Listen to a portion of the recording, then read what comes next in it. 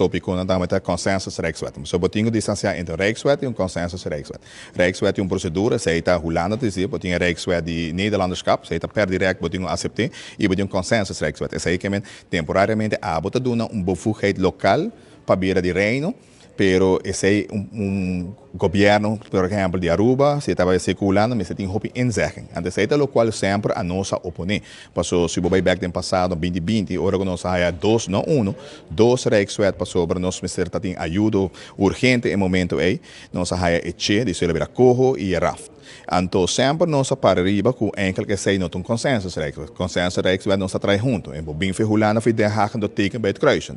E essa aí nós há razão também. Nós entregando nos verslag, não te dia já e não a do nós contesta e por a que corra bij firmeza e a que era after war ingetrokken. Essa aí é nos pontos salida sempre. Nós está crítico de parte aí, onde que em verdade o fenômeno consensus Rijkswet não lo termina, se é algo lo queda bem, pero esse tem substrutura sim. E em dado caso se você back ne afsprakenlijst de 2022 de IPCOMES, que nós está na Sint Maarten, nós a palavra aqui que tem 6 aandachtspunten na estrutura que tem para consensus Rijkswet e esse aí nós usa também de nos verslag e esse aí te usar cada vez orbita na mesa para negociar pelo qual que tem consensus Rijkswet. Tem uma percepção, tem uma comparação com a presença de lo que a ser passado, o Rijkswet presente, que agora aceitar, quita ou mina o poder do parlamento. Conta-nos.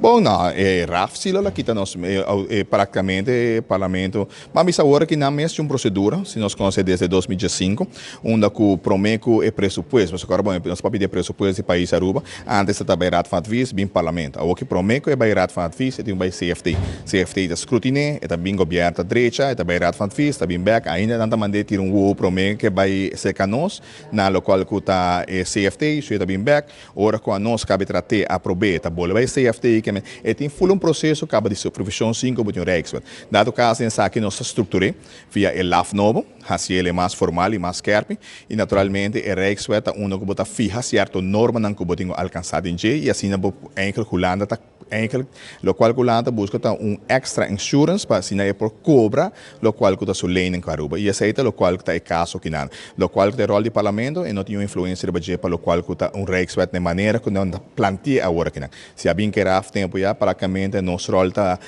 nihil, para senhor é tá Rijksministeriat tá mandando. No passado, você estava bastante crítico e você síndico você a receber a Rijkswet aqui tiki quieto.